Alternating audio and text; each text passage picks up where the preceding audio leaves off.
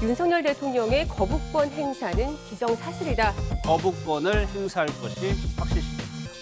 윤 대통령이 이 장관 해임 건의안에 대해 거부권을 행사함으로써 이상민 장관은 휴일인 오늘 출근하지 않았고 이번 주에는 외부 일정 없이 서울 정부청사에서 근무할 것으로 보입니다. MBN 뉴스 원중입니다. 요 며칠 모든 언론 매체의 뉴스는 이상민 장관의 해임건에 대해 떠들어대느라 시끄럽고 정신이 없습니다. 이와 동시에 나오는 말은 대통령의 거부권 행사입니다. 그럼 그 대통령 거부권이라는 것은 무엇인지 궁금해지는 게 당연하겠죠. 막연히 눈치로 대충 때려잡을 수는 있지만 정확히 알고 계시면 뉴스를 이해하시기도 편하고 또 남들보다는 폼나는 인생을 사실 수 있을 것입니다. 대통령 거부권의 의미, 정의부터 살펴보겠습니다. 국회가 통과시킨 법률안 또는 결의의 성립을 저지할 수 있는 권한으로 법률안 제의 요구권이라고도 합니다. 일반적으로 의회를 통과한 법률에 대해 국가원수가 동의하는 것을 거부함으로써 법률 성립을 결정적이고 잠정적으로 저지하는 권한을 말합니다.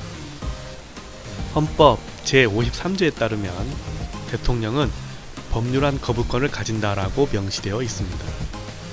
대통령의 거부권은 3권 분립에 따라 행정부의 입법부 견제 차원에서 헌법에 규정된 대통령의 고유 권한입니다.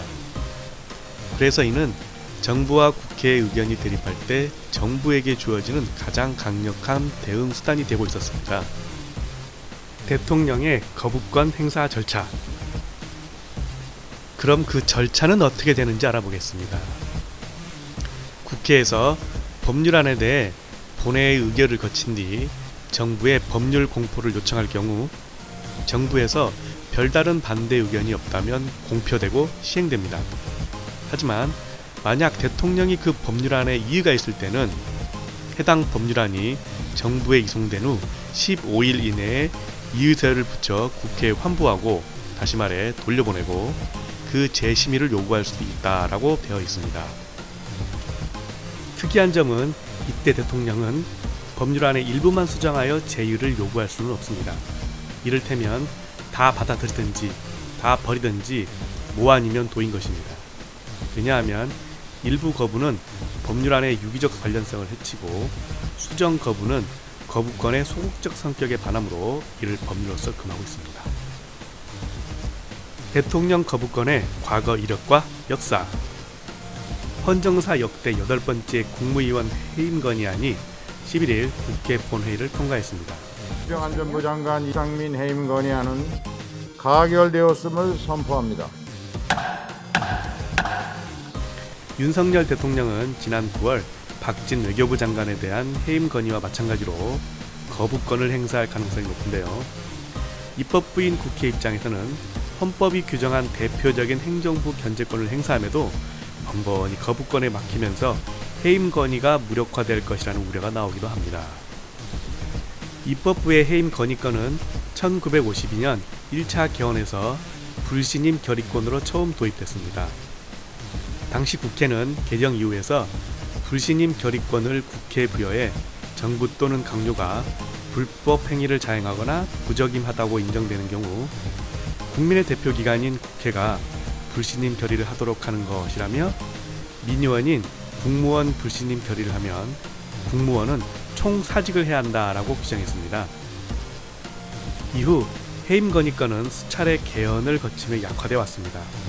1954년 2차 개헌에서 국무위원 전원에 대한 불신임권이 개인에 대한 것으로 바뀌었고 1962년 제3공화국 헌법에서는 해임 건의권으로 바뀌면서 국회 결의 시 해당 국무위원이 즉시 물러나야 한다는 조항이 사라지고 대통령은 특별한 사유가 없는 한 이에 응해야 한다는 규정이 생겼습니다. 재미있는 사실은 유일하게 해임 건의권이 강화된 것은 역설적으로 의회 권력이 가장 약했던 1972년 유신헌법, 1980년 제5공화국 헌법 때입니다.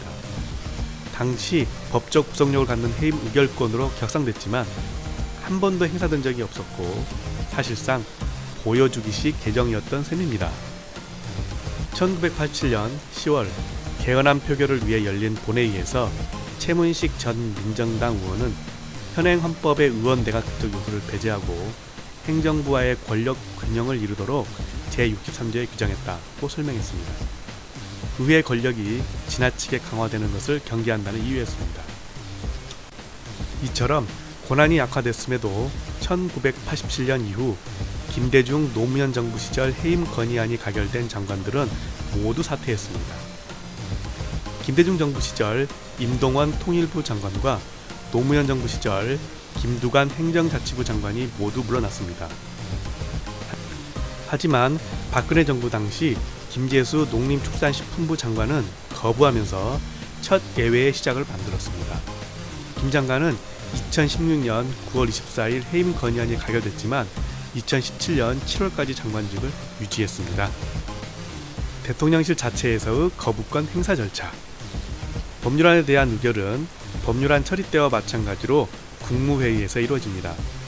국무회의에서 제2요구안이 의결되면 법제처가 이를 상신합니다.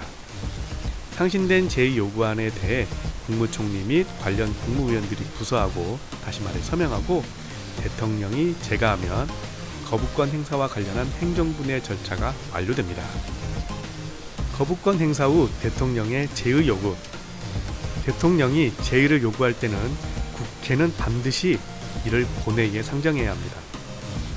대통령이 돌려보낸 안을 죽이 되든 밥이 되든 무조건 같이 모여서 한 번 더 떠들어대야 한다는 말이죠.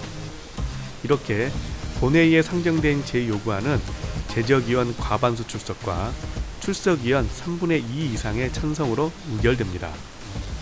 그런데 여기서 중요한 점은 이렇게 의결된 법률안에 대해서는 대통령도 다시 제2요구를 할 수는 없습니다.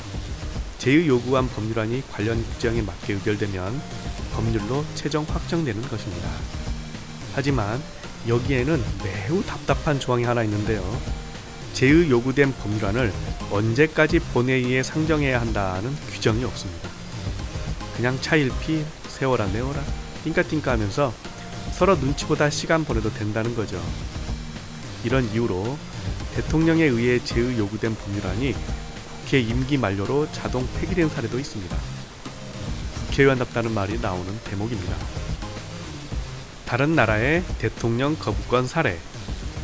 미국에서는 조지 워싱턴 초대 대통령이 2번 행사 이후 의회 존중 차원에서 하지 않았습니다. 이때 이후에는 거부권이 묻혀 있다 앤드류 잭슨 대통령이 의회를 견제하기 위해 임기 중 거부권을 12번이나 행사했고, 율리시즈 그랜트 대통령은 무려 93번 행사했고, 그로버 클리블랜드는 무려 414회나 거부권을 행사했습니다. 클리블랜드 대통령은 민주당이었지만 당시 미국 의회는 상하 양원 모두가 공화당 파치였던 터라 민주당 대통령 입장에서는 거부권 말고는 답이 없었습니다. 미국에서 대통령이 거부권을 행사한 횟수는 보류 거부를 포함해 총 2,500번 이상인데요. 역대 미국 대통령 중 거부권을 가장 많이 행사한 대통령은 최장기 재임 대통령인 프랭클린 루즈벨트로 도합 635번을 행사했습니다. 베네수엘라의 사례를 보겠습니다. 차고 자베스가 멋대로 헌법을 뜯어고쳐 대통령이 비상식적인 무제한 거부권을 보유하고 있습니다. 베네수엘라처럼 대통령이 무제한 거부권을 보유하게 되면 의회는 아무런 기능을 할 수 없는 쓰레기가 되어버립니다. 스페인을 볼까요? 왕정제인 스페인은 국왕이 거부권이 있습니다. 하지만 프랑코 정권이 물러나고 왕정 복구가 된 이후에는 거부권을 행사한 적이 없습니다. 일본을 볼까요? 일본 천황은 거부권이 없습니다. 일본은 전후 신헌법에 따라 다른 여러 군주제 국가처럼 법률의 공포권자가 천황으로 되어 있지만 국사 행위에 대한 책임을 내각이 지고 천황의 국정에 관한 권한이 없도록 규정해놨으므로 천황은 형식적으로라도 국회를 통과한 법안을 제거할 권리를 갖고 있지 않습니다. 대통령 거부권 재미있으시죠? 이외에 유엔 안보리 상임이사국의 거부권과 국제통화기금 IMF 거부권, 세계은행 거부권 등도 있습니다. 하지만 들으면 머리만 아프니 설명은 접겠습니다. 지금까지 정치 리포터였습니다. 감사합니다. 감사합니다.